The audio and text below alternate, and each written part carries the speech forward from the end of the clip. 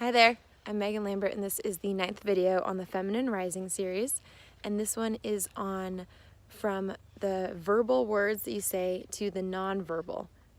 And so if the masculine is explicit, it's the words that you say. It's the employee handbook that you get when you show up at work. You've got your explicit rules.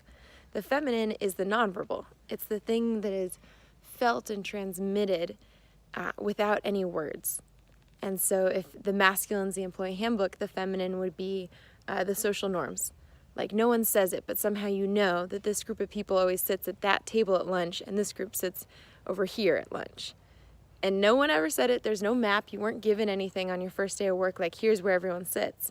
But somehow something is transmitted so everyone knows there's another set of rules that they're operating by that were nonverbal. And the reason it matters is because every time we communicate, there's multiple levels of the communication. And we're taught to really only listen to the masculine. It's like active listening. Listen to the words that someone is saying. And that's important. You definitely should do that. And there's a deeper level of listening when you include the feminine. So in the feminine, it's like, you ask someone, hey, how was your day? And they're like, great. It's great. I feel great. And you look at them, you're like, I don't know, that didn't feel so great. You seem like you might be a little upset. And that's important. And then like both men and women speak feminine, so to speak, but classic example is a woman says something like, I'm thirsty. And then what she's really saying is like, would you please get me some water? Or even if she says, I'm angry, what she's saying is, I had something I wanted and it didn't happen and I want you to ask me about it. Even if she sometimes doesn't even know that's what she's saying. I definitely don't. But there's always like the message under the message. And I think for a lot of us, we've been taught it's not really safe to acknowledge that we know the message under the message or really to listen. So for example, the child grows up and they can feel something's wrong in the household. Like there's something that's not quite right, but everyone is saying, we're happy, we're a great family, we're super happy. And then all of a sudden, the parents get divorced and the dad comes out and he had a mistress. And it's like the kid could feel it all along. They're responding to the feminine felt sense in the family, but the words aren't matching their felt sense, and then they're taught not to trust that felt sense.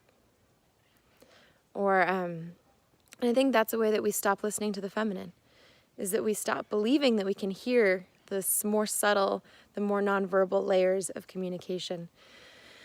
So, yeah, and then let's see, on a personal level, one of the things, some people call it the second conversation. So imagine like two women are sitting next to each other and they're like, oh, how was your day? The other one's like, oh, great. How was yours? The second conversation might be like, I feel jealous of you. I think you're prettier than me. But I'm going to try and connect with you. And then the other person saying, I'm not quite sure that you actually want to be friends. It feels a little bit like there's some frustration or whatever here. And so like, while their words may be saying something, their underlying communication might be saying something different. So that is the second conversation, the conversation that's happening below the conversation. So the question I would leave you with today is, what is the second conversation, what you're saying? So it's twofold, actually. So one is, what's the underlying thing under what you're saying? So oftentimes, like even just this morning, I said something to my partner like, I just sent him a text. It was like, hi, and that's it. And the second conversation under that is, hi, I want your attention, and I feel mad that I haven't gotten it yet this morning. That's the second conversation.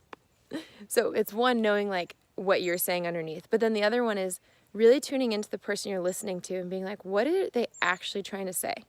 Underneath the words, what's the emotion or the feeling or the felt sense of what they're communicating?